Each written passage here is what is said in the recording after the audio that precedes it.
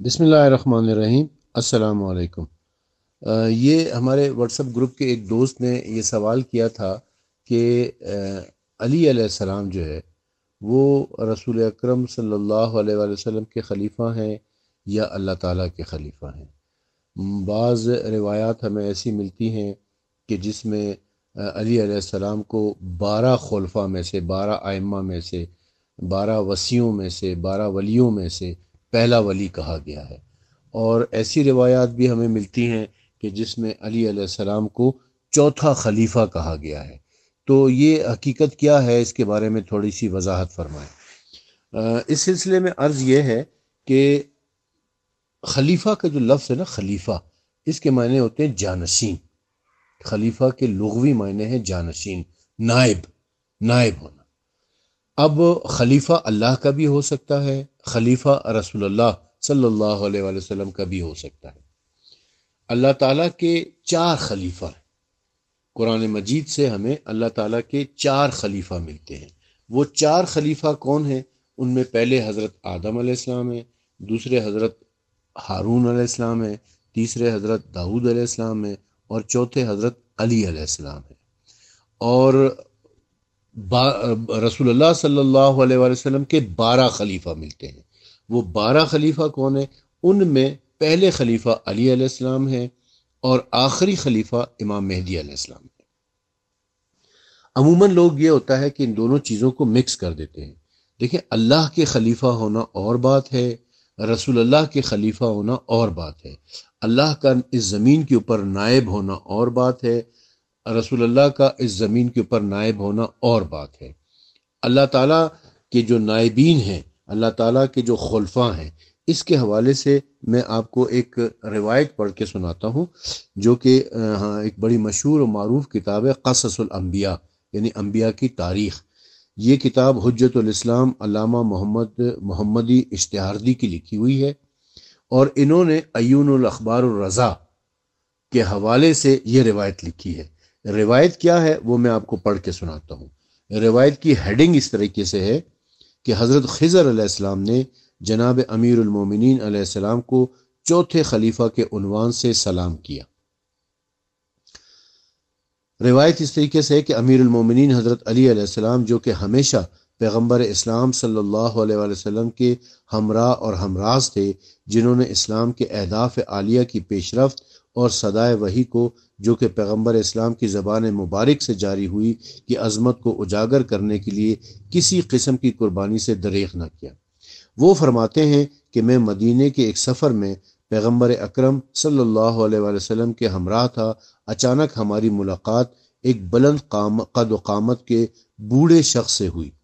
اس کی ریش گھنی تھی۔ اس نے بڑے احترام سے پیغمبر اکرم صلی اللہ علیہ وآلہ وسلم کی خدمت اقدس میں سلام عرض کیا۔ اس کے بعد میری طرف متوجہ ہو کر کہا، اے خلیفہ چہارم، آپ پر سلام اور اللہ کی رحمت و برکتیں ہوں۔ اس کے بعد رسول خدا صلی اللہ علیہ وسلم کی طرف متوجہ ہو کر کہا، کیا ایسا نہیں ہے؟ کیا ایسا نہیں ہے؟ یعنی کیا علی علیہ السلام چوتھے خلیفہ نہیں ہے؟ رسول خدا صلی اللہ علیہ وسلم نے اس کی تصدیق فرمائی۔ اس کے بعد وہ شخص ہم سے جدا ہو کر ایک طرف چلا گیا۔ عجیب منظر تھا۔ اس کا چہرہ تابناک تھا اور عظیم شخصیت کا مالک تھا۔ اس نے مجھے کیوں کر چوتھا خلیفہ کہا، اور رسول خدا صلی اللہ علیہ وسلم نے کیوں اس کی تصدیق کی؟ کتنا اچھا ہوگا کہ میرے لیے یہ معمہ کا راز آشکارا ہو جائے۔ حضرت علی علیہ السلام نے عرض کیا، اے رسول خدا صلی اللہ علیہ وآلہ وسلم، اس بوڑھے شخص نے کیسی بات کی ہے، اور آپ نے بھی اس کی بات پر مہر تصدیق ثبت فرمائی ہے۔ پیغمبر اکرم صلی اللہ علیہ وآلہ وسلم نے فرمایا، اس نے سچ کہا ہے اور دانائی و حکمت کی بات کی ہے۔ سچ بات تو یہ ہے کہ آپ وہی ہیں اس نے کہا ہے۔ اب اسے غور سے سنیں اور میں اس کی وضاحت کرتا ہوں۔ اللہ تعالیٰ نے قرآن میں فرشتوں سے فرماتا ہے، خداوند متعال نے اللہ تعالیٰ قرآن میں فرشتوں سے فرماتا ہے، جو سورہ بقرہ کی آیت نمبر 30 ہے، انی جائل فی الارض خلیفہ، میں زمین پر خلیفہ بھیجنے والا ہوں۔ یعنی خداوند متعال نے زمین پر اپنا سب سے پہلا خلیفہ اور جانشین حضرت آدم علیہ السلام کو قرار دیا۔ ایک اور مقام پر ارشاد فرمایا، یعنی سورہ مائدہ کی آیت نمبر 26 میں اللہ تعالیٰ نے ارشاد فرمایا ہے، اے داؤد، ہم نے تم کو زمین پر اپنا خلیفہ، اپنا جانشین بنایا ہے، لہٰذا تم لوگوں کے درمیان حق کے ساتھ فیصلہ کرو۔ اس آیت کریمہ کے اعتبار سے حضرت داؤد علیہ السلام زمین پر دوسرے خلیفہ بنے۔ ایک اور مقام پر اللہ تعالیٰ نے فرمایا ہے سورہ اعراف کی آیت نمبر 142 میں، اور موسیٰ نے اپنے بھائی ہارون سے کہا کہ تم قوم میں میری نیابت کرو اور اصلاح کرتے رہنا، یعنی تم قوم میں میرے خلیفہ رہو اور اصلاح کرتے رہنا اور مفسدوں کی راہ پر نہ چلنا۔ اس بنا پر جناب ہارون علیہ السلام زمین پر تیسرے خلیفہ مقرر ہوئے۔ اس کے بعد اللہ تعالیٰ نے سورہ توبہ کی آیت نمبر 3 میں فرمایا ہے، اور اللہ اور رسول کی طرف سے حج اکبر کے دن انسانوں کے لیے اعلان عام ہے کہ اللہ اور اس کا رسول دونوں مشرکین سے بیزار ہیں۔ یعنی حج اکبر کا دن، یہ 9 ہجری میں جو حج ہوا تھا، اس حج کا ذکر کرتے ہوئے اللہ تعالیٰ نے اسے حج اکبر فرمایا، اور اس میں اللہ اور اس کے رسول کی طرف سے مشرکین سے بیزاری کا، برات کا اعلان کیا۔ اسی لیے اس سورہ کو سورہ برات بھی کہتے ہیں، جو سورہ توبہ ہے۔ پھر رسول اکرم صلی اللہ علیہ وسلم نے فرمایا، یا علی، اللہ اور اس کے رسول کی جانب سے مبلغ اور اعلان کرنے والے آپ ہیں۔ آپ میرے وسیع، میرے وزیر اور میرا قرض ادا کرنے والے ہیں۔ آپ میرے لیے اسی طرح ہیں جیسے ہارون جناب موسیٰ کے لیے تھے، البتہ میرے بعد کوئی نبی نہیں آئے گا۔ بس جس طرح سے آپ کو اس بلند قامت بوڑھے شخص نے چوتھا خلیفہ کہا ہے، آپ چوتھے خلیفہ ہیں۔ کیا آپ یہ جاننا چاہتے ہیں کہ وہ پیر مرد کون تھا؟ حضرت علی علیہ السلام نے کہا، جی ہاں۔ پیغمبر اکرم صلی اللہ علیہ وسلم نے فرمایا، وہ آپ کے بھائی جناب خضر تھے، اور اس کا حوالہ انہوں نے دیا ہے عیون الاخبار الرضا، جلد نمبر 2 صفحہ نمبر 11 سے۔ یعنی اس روایت کے مطابق اللہ تعالیٰ نے 4 خلیفہ بنائے ہیں۔ پہلے خلیفہ حضرت آدم علیہ السلام، دوسرے خلیفہ حضرت داؤد علیہ السلام، تیسرے خلیفہ حضرت ہارون علیہ السلام، اور چوتھے خلیفہ حضرت علی علیہ السلام ہیں۔ تو حضرت علی علیہ السلام اللہ تعالیٰ کے چوتھے خلیفہ ہیں۔ یہ بات اس روایت سے ثابت ہوتی ہے۔ اب ہم آ جاتے ہیں 12 خلیفوں والی روایت کے اوپر۔ تو یہ ینابع المودہ، جو علامہ سلیمان قندوزی حنفی کی لکھی ہوئی کتاب ہے، جو مفتی اعظم قسطنطنیہ تھے، جس کا ترجمہ مولانا ملک محمد شریف نے کیا ہے۔ Sajid brothers book centre and copy house سے یہ شائع ہوئی ہے۔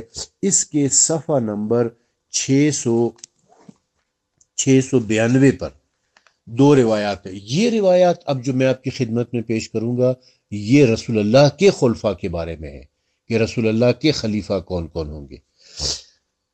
عرض کیا ہے کہ آپ نے سچ فرمایا، مجھے اپنے وصی کے متعلق آگاہ فرمائیے، وہ کون شخص ہے؟ ہر ایک نبی کا وصی ہوتا ہے۔ ہمارے نبی موسیٰ بن عمران یشوع بن نون کو وصیت کی تھی۔ حضرت صلی اللہ علیہ وسلم نے فرمایا، میرے وصی علی ابن ابی طالب ہیں۔ آپ کے بعد میرے 2 سبط ہیں، وہ حسن اور حسین ہیں۔ ان کے ساتھ ساتھ 9 امام حسین کے صلب سے پیدا ہوں گے۔ یعنی ایک علی علیہ السلام، پھر امام حسن، پھر امام حسین، یہ 3 ہو گئے۔ پھر امام حسین کی صلب سے، ان کی نسل سے 9 اور پیدا ہوں گے، یہ 12 ہو گئے۔ یہ ایک یہودی کا قصہ ہے، پوری روایت میں نہیں پیش کروں، میں متعلقہ حساب کی خدمت میں پیش کر رہا ہوں کہ یہودیوں کا ایک وفد آیا تھا رسول اکرم صلی اللہ علیہ وسلم کے پاس، اور ان کے ساتھ جو بحث و مباحثہ ہوئی، وہ روایت میں آپ کی خدمت میں پیش کر رہا ہوں۔